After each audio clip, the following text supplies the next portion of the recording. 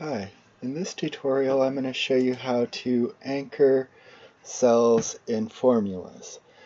So normally if you do a formula you do either equals or plus, and just do equals the pounds here. Hit enter. Now I'm showing this is equal to C3 and I copy this over and we can see this cell is referencing D4. So when I copy it, it goes from C to D when I copy it from left to right.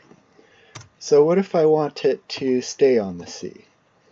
So if I anchor it to the C, I can put a dollar symbol right in front of the C, hit enter. Now when I copy it over, it's only going to reference the C. And since the 3 didn't change, it still references the same cell. So now I can copy this down, and it's always going to reference the C column here. Then I can copy this over, and it still references the C column.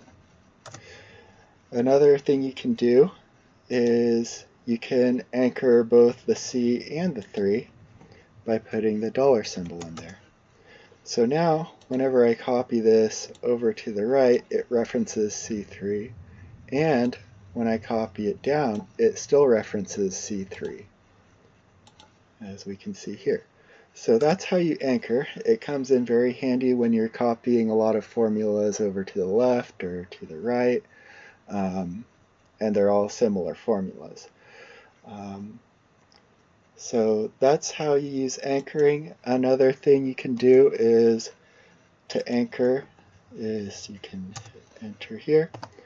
So this one isn't anchored. If you hit the F4 button, well,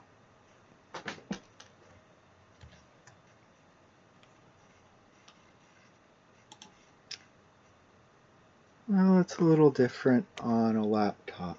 But the F4 function is going to create the dollar symbol here, and so that's how you use the anchors in Excel for formulas. Thank you for watching.